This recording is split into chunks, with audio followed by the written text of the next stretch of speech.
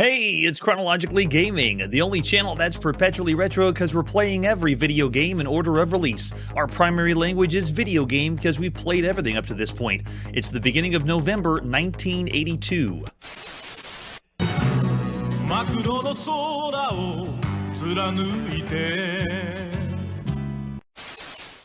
And we were last on the TRS-80 color computer getting scared out of our mind with Poltergeist. Let's see what our next game is. We're next going to the arcade to play Ponpoko. Ladies and gentlemen, I present to you Ponpoko, the very first tanuki in a video game. Yes, he's the mascot, the star of the show, if you will. Here's the advertisement flyer that people would have seen somewhere in Japan for Ponpoko. This is brought to us by Sigma Enterprises. They're the developer. It's the fourth game we've seen by Sigma Enterprises after R2D Tank, New York, and Spiders. There you go. Flip it over on the back. It shows you everything about how you play. Oh, look at the bottom left. Old Ponpoko is just eating too much. Looks like he's hibernating. Yes, games are going to keep reviewing and releasing. Please stop releasing video games. Here's a terrible arcade cabinet. Screenshot at least, but there goes an example of the Ponpoko arcade cabinet, and inside's the arcade PCB. Here's the control panel. It's a 4-way joystick and a jump button. That's all you need to know. Easy peasy. And the arcade marquee for Ponpoko. What a whimsical, amazing mascot. And most likely only in Japan. I'm surprised we're seeing a raccoon dog this early in video gamedom. But here we are. Got some snakes winking at us with an example of the screenshot. We have no manual for this one. This has a few different versions. The one that was first released in Japan by Venture Line, and then a game called Kandori, which is the bootleg version where they put Mario in there. We're going to be checking out the first one. Let's go to Japan and play Ponpoko, published by Sigma and Venture Line in the beginning of November 1982. Venture Line brought this to the other regions besides Japan, and this is the 6th game we've seen that Venture Line has done. They did Space Force in the arcade, which was ported to the Intex Adventure Vision, and Looping and Sky Bumper. Oh my goodness, it has a song? Wait a second. Can we actually sing the song? Does it mean it has its own theme song? That's big, because we played games with music, but if Ponpoko has its own musical theme, I mean, like Frogger has a theme, but it was based on a children's cartoon. Is this an original song that's for Ponpoko? I'm sorry, I won't be singing the Ponpoko song. I'm not familiar with it, but I'm just amazed we have a video game. Yes, run, Ponpoko, to eat the fruits. Jump, bound around with your big belly out. Belly? Yes, belly out. All right, let's put a coin in. And go. Yes, it is a running and jumping affair. It's an arcade platformer. I can climb ladders. The goal of every level is to eat all the fruits. You can pick up the question mark jars to see what's inside.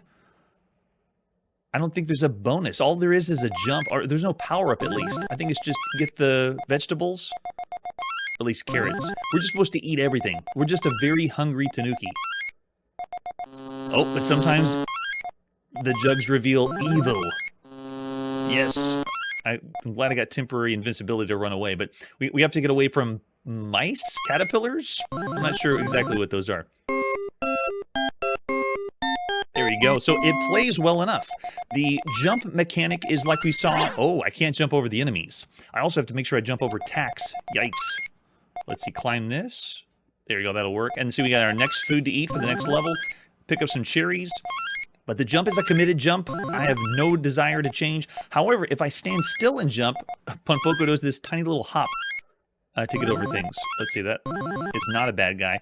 I don't see the reason to pick up the jars except for bonus points. There's not anything involving a power-up, at least that I can tell.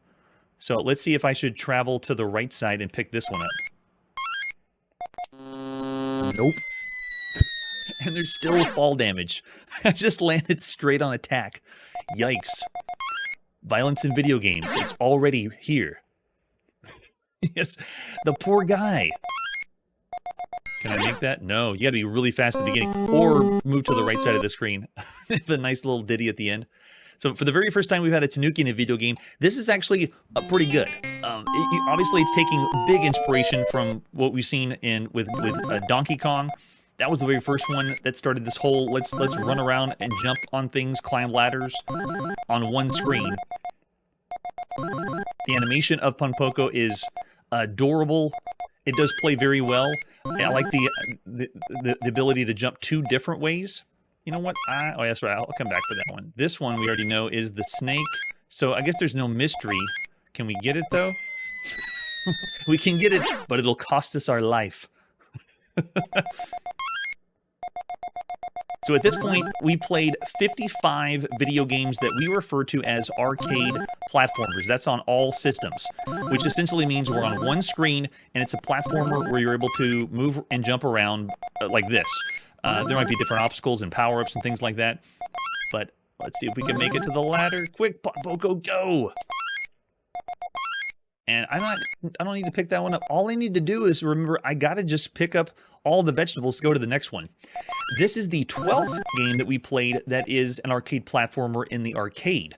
And some of the best right now that you could play that are like this we're looking at Donkey Kong. We're looking at Donkey Kong Jr. Joust is another really good one. Popeye, this time I'll just stay on the right side. Cubert is another really good one. Kangaroo is one we played that's excellent. Chaos is a very unique one. Chaos, K-A-O-S. And The Amazing Adventures of Mr. F. Flea is another good one that included an arcade platformer section. We get faster enemies with different colors, so they're doing the palette swap here. I'm just going to avoid the last one. I don't care. I just want those cherries. Those Pac-Man cherries do look just like the same, right? Once you get all the fruits, move to the next level, find out what the next fruit is, you'll have a ball. Oh, now we're picking up mushrooms. Mushrooms. Maybe that should catch on. Play some more video games with a mushroom theme. He steps on the tack. Not so good. I don't know if I can make this. Yeah, you can't make that jump, so you really just have to run to the other side, which means you might have to do the little mini hop method. Don't move, Ponpoko. Just hop. Hop. Don't touch the tack, though. It also doesn't continue where you left off. If you want to continue to see more and more things that Ponpoko will eat, you have to survive. You can't just continue to pump money into the arcade system. That time he turned and jumped the other way. Oh, go! Quick, quick, quick. I'll try to do it one more time. But it is still fun to play. Our arcade platformers are still great. This one is nice. If you want to try something new or different, I can't believe I made that. I would argue, though, that some of the best ways to play an arcade platformer would be at home. We have Miner 2049er that's out. Oh, gosh, that's just brutal. Can't believe they did that. That one is not in the arcades, and I'd say that is an exceptional release. Okay, so I don't think we can cross that gap. I think we have to go to the other side. And now that we've released the snake, I don't think there's any way we can do it. Yeah. Unless the snake stays on the screen. Oh, gosh, it does? Yeah, there's no way. Maybe we can just try to make this jump. Ready, Ponpoko? Go! He did it! I thought he was going to fall to his death. All right, so we'll stop there. You do get to go level by level. I enjoy playing a video game that allows me to keep going and seeing what's next, and this is no exception. So Ponpoko is a fun time for the arcades. It's not something fresh or new. It's not trying to push new boundaries for video games, but it's still a lot of fun. I look over in the chat. I see mostly 3s, which is average. I actually will go above average because of we've seen other platformers in the arcade. Remember, remind you, this is only the 12th in the arcade that they play worse than this. This is actually very functional and works very well. I wouldn't go as high as saying 4 stars, but I'll say 3.5.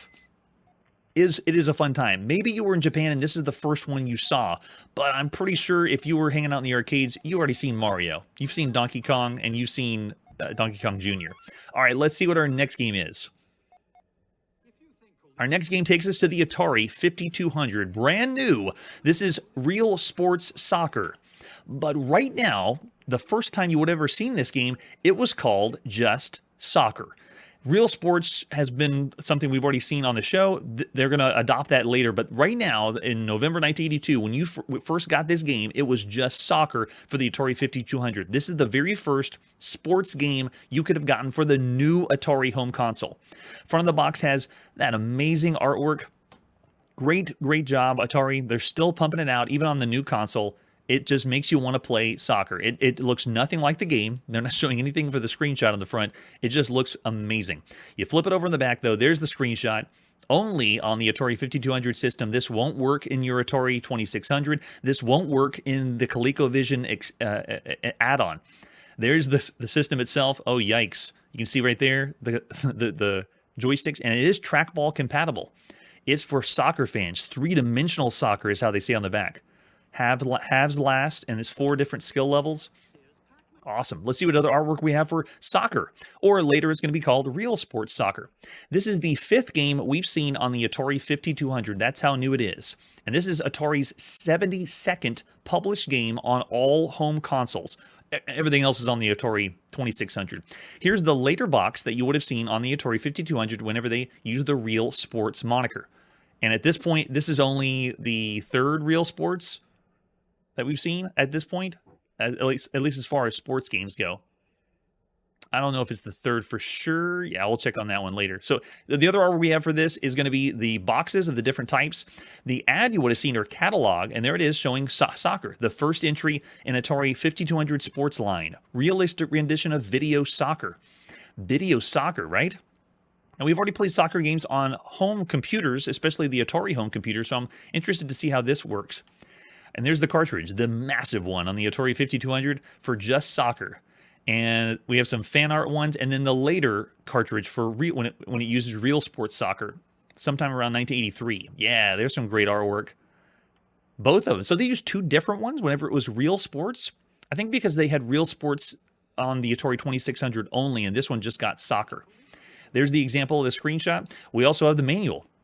Tell us how to play. The manual is the later version, but it should be the same one. It shows us how to insert the cartridge, make sure the power's off. At least they don't have a giant page for it. They tell us how to we're very familiar with how it works now. Score the winning goal. Oh, they have story? Look at this. It is. There's lore, soccer lore. I don't think we've ever seen that on it. Thanks to Atari and thanks to Howard Scott Warshaw. Look at this. It is a story. I wasn't expecting that. It's still going. Amazing. The crowd screaming wildly, out of control, breaking through the police barrier, fans stream into the field and lift you onto their shoulders. You're a hero. So we go through the game options here. This does have lots of options for a home console sports game. Very, very well done, and we'll go to that when we boot up the game. The object is to score more points by maneuvering the ball past the opponent into their goal. Yeah, it's soccer. We got the idea. You can actually tell it's humanoid people on the field, too. Yes. Oh, Errol, good point. The XEGS. We're going to be seeing that one a lot later. That's a good one.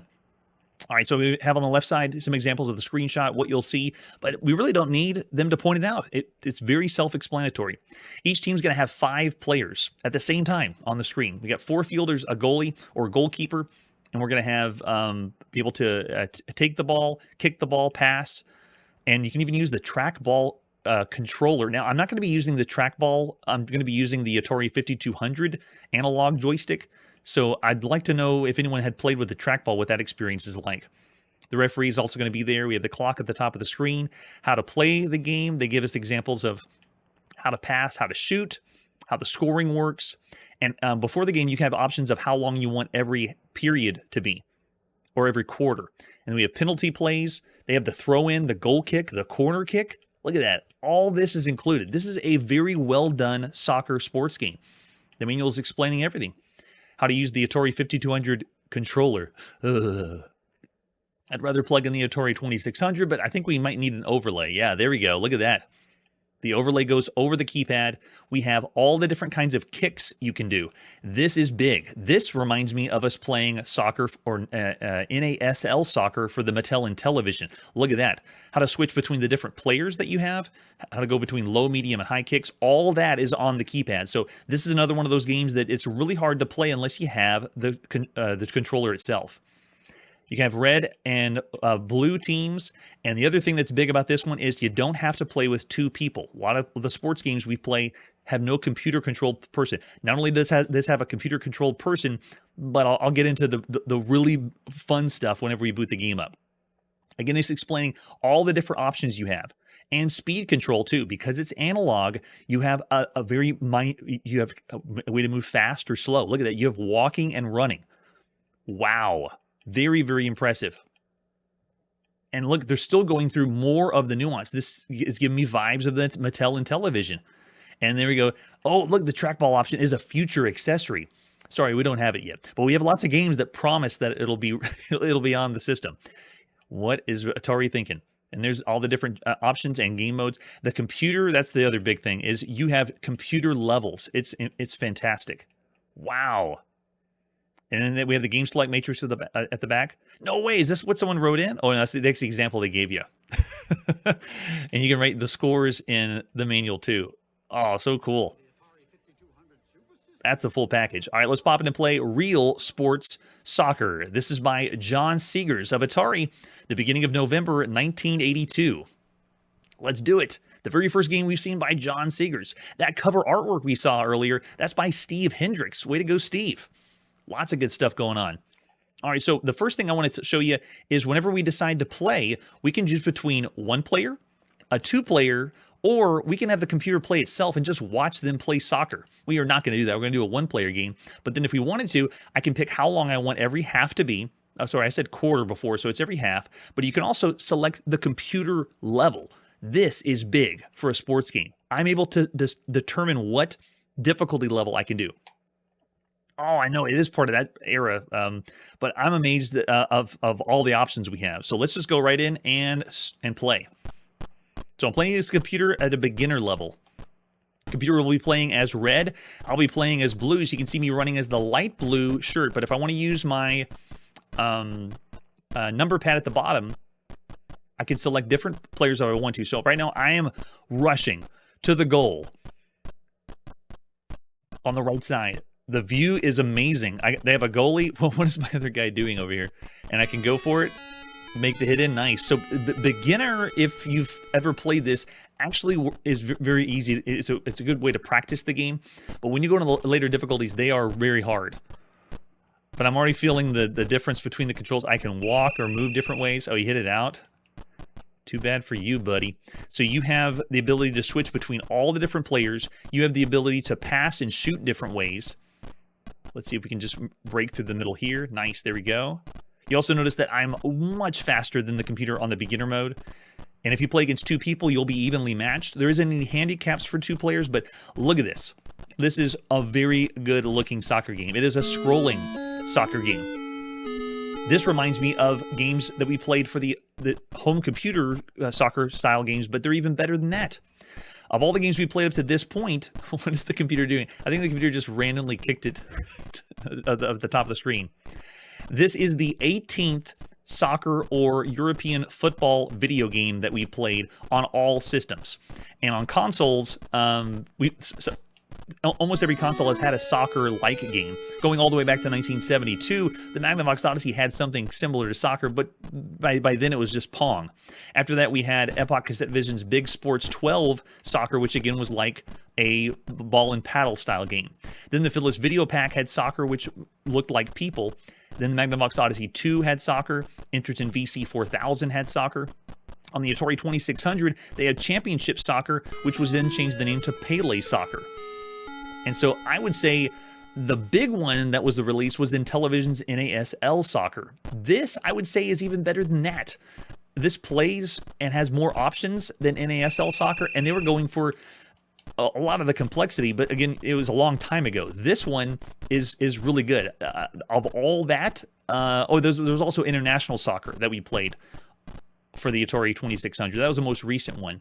But everything that I just brought up is everything that you could play on home consoles that is a soccer game.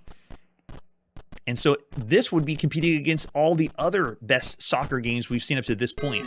See how easy beginner is compared to the other. The difficulty is not that impressive, but you can crank it up. So some of the best soccer of all systems we played is still Atari Soccer that's available in the arcade. That's exceptional. The top-down view soccer. We've also played lots of 4-player simultaneous soccer. This one's only 2-player, but we played 2 really good ones on the Atari home computer and on by Gamma Software and by Thorn EMI Video. They made 2 soccer video games where 4 people can play at the same time. But because this has the difficulty levels and options, and we have the analog control or trackball control, so for RealSports, this series of games, this is the 3rd we have seen by that series. The other ones have been baseball on the Atari 2600 and volleyball on the Atari 2600. And we're going to be seeing more from this series of RealSports. This one is the most real. I mean, volleyball is very good, don't get me wrong, but this one's impressive. This one is kicking everyone's butt as far as soccer goes. We're going to see this later on the Atari 2600 around 1983.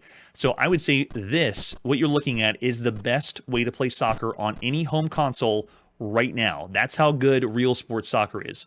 This is enough to make, if you're a soccer fan or want to play something like soccer, this is the best. So now that you see or understand this is the best way to play soccer on any home console, what would you rate this compared to everything else out there? Would you say this is a 5-star video game compared to all other video games? Or you're not a soccer fan, you're somewhere around, it's all right, it's around average still of all the video games you would want to play? Well, I would go even farther to say, because we are representing every genre of video game, this is really, really big. Really good video game, and very well programmed. Considering we haven't seen this copy on the Atari home computer, that's what's also surprising. This doesn't exist on home computer, so I'm actually going to go way up. This is one of the best games you could play across any home consoles. Whether you're a sports fan or not, you got to admit it's very impressive.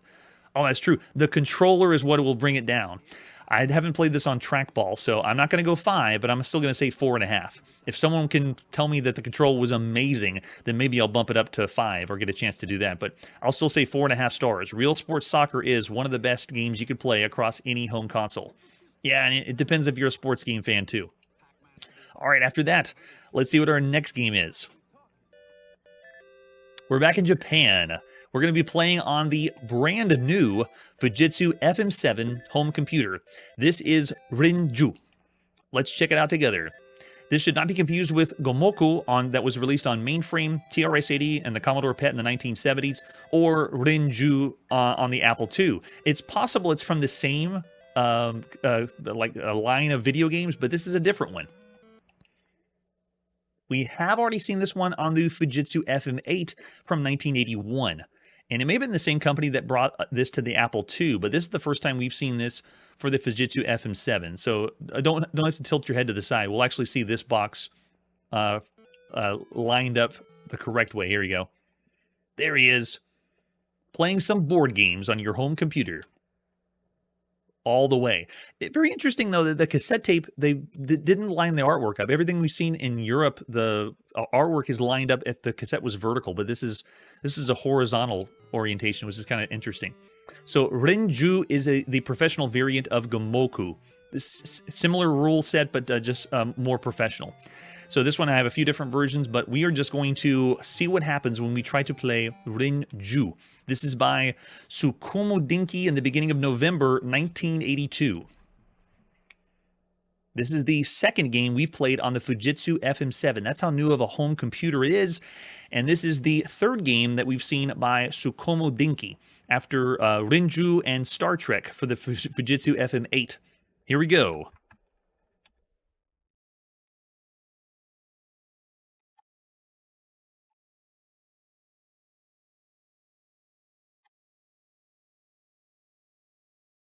And that's all you got to do. Easy peasy, right? Comes right in. Look at the high resolution graphics, even though we're playing a board game. It's the thinking game series. So first it's going to ask us, do we want to have instructions? And I'll say, sure, give us some instructions, even though everything's going to be in Japanese. And then it'll ask us which one's going to go first. I'll go ahead and say the computer can go first. So the computer will be playing. Black goes first whenever you play Gomoku or Renju, and the object of the game is it's stone-based, similar to the stones in Go, but this one you're trying to match five stones in a row. Here we go. So I have my decision of what piece I want to go. I can go G to G is what I did, and I said yes. So now let's do I to I. I to I. There we go. Oh, okay, so it did let me go first. And yes, I want to do that one. So then you just take your turn. It's the board game, but now you're getting to play the board game on your computer. It is not brand new. This was on mainframe in the 70s and a few other home computers in the 70s. So this one is just being released for the newest, coolest home computer. All right, let's see if we can get 5 in a row. Let's go K. So you first select, it's all keyboard controlled. So you just select the top column, and then you select the, let's do J to J. And no, I don't want that one. I want J to J. There we go. And yes. And so you just put in the coordinates that you want and then say yes. Oh, but he's going to be going the same as me. Okay, let's try K to K and see if he tries to block. Yes. And he did. Of course he did. You can't just get away that easily. But you get how the concept works. Very simple board game. You do have to know a little bit of Japanese to get in the nuance of the game. But one thing to note is this is only you against a computer. There is no two-player way to play. You have to play against the computer, and there's only one skill level. That's it. So there's not a whole lot of options for this one. So there you go, a quick taste of Renju on the Fujitsu FM7. Of all the games you can play right now across all home computers, this computer is going lots of places. This kind of game, though, we've already seen on the previous iteration, the Fujitsu FM8, so it's not like that big a deal or it's impressive. So I'm going to say of all the games you can play right now, it's 2.5 stars. It's still around the average range. It is a board game style game.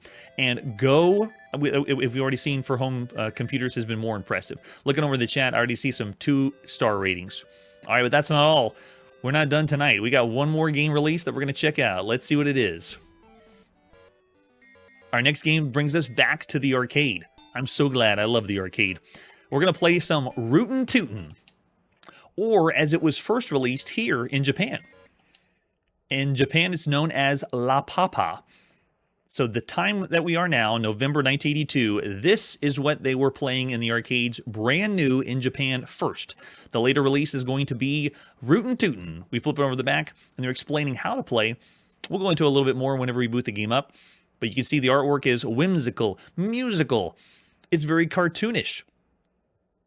And it also looks like a very different artwork than we've seen for any other video game up to this point. The other thing to note is this is by Data East. So this is another one of the Deco cassette system games. This marks the 481st game we've played in the arcade, and this is the 25th game that we played by Data East. Everything that Data East has done has been in the arcades up to this point, except Lock and Chase. Lock and Chase is available on the Atari VCS and the Intellivision. So there it is, the Deco cassette system. We're going to play arcade games on cassette. It sounds crazy, but it's very, very cheap if you think about it. So just imagine this game is a cassette. It's a game based on a cassette. There's the artwork for Rootin Tootin or La Papa, depending on what region. We're just going to blend them together. We're not going to play either one. They're both going to be at the same time. All right, we don't have a manual for this one, so we are just going to play. This one is only that I could find on the Deco cassette system, not as a standalone. Let's go to the arcades and play Rootin Tootin by Data East in the beginning of November 1982.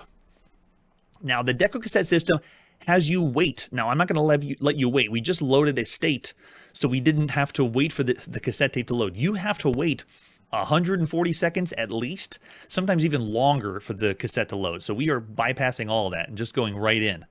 Let's do it. How do you play Rootin Tootin? You can see the release date for Rootin Tootin was 1983, but you would have seen this originally in Japan as La Papa in November 1982. So there is some of the score for all the enemies we're going to... And this is showing you how to play, too. We're taking... are we a sousaphone that we get to control? We are a wind instrument, though. So the attract mode's telling us a little bit of how we're going to be navigating through the maze. Let's go ahead and put a coin in and check it out. Yes, not the only one. So the idea is you move around the top-down maze view, but you, instead of collecting all the dots like you would in Pac-Man, the musical notes that you're picking up are used as weapons. So as I move myself around the screen, Oh, even I feel like I got a little bit of slowdown there. Let's see if we can pick up this one. That is one of our power-ups that turns all the enemies into treble clefs, I believe. And once we pick those up, then we can... Here, I'll stop there and show you how the attack works. So you see, as soon as I move one of the notes and it comes in contact with the enemies, then it knocks them out. So you are simultaneously picking up things up, but you're also using that to destroy the enemies. It's a cool idea. And once you pick up all the musical notes, then you move on to the next stage. It is a very cool twist on the top-down arcade maze game. I just love using what I'm collecting to destroy everyone. So I'm already finding it fun and a bit different than what we've seen before. You also have another button that you can use to transport through things like I did just there. So it makes you invulnerable for a temporary amount of time. Wait, is that a life? Can I pick up a whole life? I can. Or maybe I didn't pick that one up. Oh, we have a giant piano coming after us. It doesn't look friendly. What? It can pass through the walls? But we can tear them up. I'm going to quickly try to pick all these up. And we have another one. So as far as I can tell, the temporary, like, invisibility that you use, you can use it anytime you want. It just is very, very... It's just very quick. You don't have it very, very long. So you can see I can use a little bit here to try to sneak through. You can also use it to sneak through and then avoid picking up a note to go to the next one. Wait a second, is that enemy laying notes? We gotta destroy that one. That's terrible. Yeah, kill you. Yeah, these symbols are like Evil Otto. The longer you stay on the screen, they're gonna make more and more.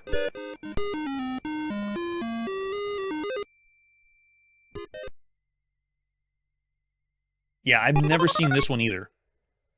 Very unique concept, too. Let's see if we can get there. That, nice. Destroy both of them. Also notice that we're back at the first level that we had. If you lose all your lives. So thanks to Pac-Man, and thanks to Head-On, the top-down arcade maze game where you're picking all the dots up or things up is everywhere. At this point on Chronologically Gaming, we've played 295 games that are top-down arcade maze games like this. Arcade collectathons, whatever you would want. There's lots of names you can call them. And for Pac-Man style ones, this is the 128th that we played. Oh, I missed that one. Darn. This is the very first video game we played where the theme of the video game is music. Like us playing as a wind instrument. I don't know, yeah, I'm not sure about the slowdown. It is kind of interesting. I also want to know what's up with these symbols laying more... I'm just going to destroy them all. Here. I'll take care of that. Looks like they just keep generating more and more anyway. Another surprising thing is we're going to see this one later on the Commodore 64 sometime in 1984. So we haven't seen the end of this very rare arcade game. And that's because by law, every video game has to be ported to the Commodore 64. Apparently this one's no exception. Alright, let's just go down. Get more of them. I'll destroy that one. Now, if I know that enemies are generating more notes, I don't know if I'm able to complete to the next level.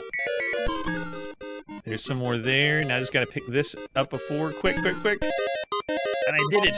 And then you move on to pattern number 3. Now we have some of the notes that are inside the walls. Wow. And then we can use our ultimate power-up to turn everything into treble clefs. Yeah, it's a great score chaser, and you start to get in that zone when you understand the mechanics of the game. Looking over the chat, I got a 4-star, mostly above averages for everything you can see up to this point, because of that mechanic of using what you're collecting as a way to hurt the enemies is a really fresh idea. So I wouldn't say it's perfectly average for all the games you could play. And I'm not sure if the slowdown is because of the emulation or not, but I actually contend with most of the people in the chat with 3.5 stars. Yes, and the graphics are done very well. a little bit of music that's playing in the background. Yeah, it's a fun time. It plays great because it's just a fresh idea. So I'll say 3.5 stars of everything you could play right now in the arcade too. I mean, see 1.4 out there from Charlie. Excellent. Yeah, give it a shot if you can. Yeah, the original take is nice, and so the gameplay is something new. I haven't seen anything up to this point that's doing this style of game. So way to go, Rootin Tootin, or La Papa, as we're playing it now in the arcades in Japan. Oh, bring on more puns. I love it. All right, now we got to put our video game playing on pause, or we ran out of quarters, or wait, yen. We ran out of yen in the arcades, so we can't continue on. Thanks so much for joining me on this episode of Chronologically Gaming as we play every single video game. And as we always say, if there's any video games we haven't seen or you really want us to showcase, let me know. I've been adding them to the backlog on the link down below for all the video games we can play. You can check it out and see what other games have been added that we're going to be seeing later on the show. Next time on Chronologically Gaming, we are headed back to the arcade to play a fresh shoot-'em-up idea by Sanritsu. Scott Adams strikes again with a port to the Atari home computer, and more games for the Pyuta. That's it for today, and like I always say, once you've had a taste of the Atari 5200, you'll want to play the Atari 2600. Hey everybody, thanks for checking out the channel and joining me on my quest to play every single video game in order of release. We'll be streaming live every weekday at 9 p.m. Central, so join us and let us know if we missed any games along the way. This video would not be possible without Launchbox, RetroArch, and MAME. Tell all your friends there's some crazy guy named Chronologically Gaming trying to play every single video game. We have links down below that'll send you to places like our Discord and Patreon, and one that says all the video games we've ever played. If you go there, it's a list of everything, and you can click right to the game you want to see. Chronologically Gaming is the name to look for. We are perpetually retro, and we will catch you next time.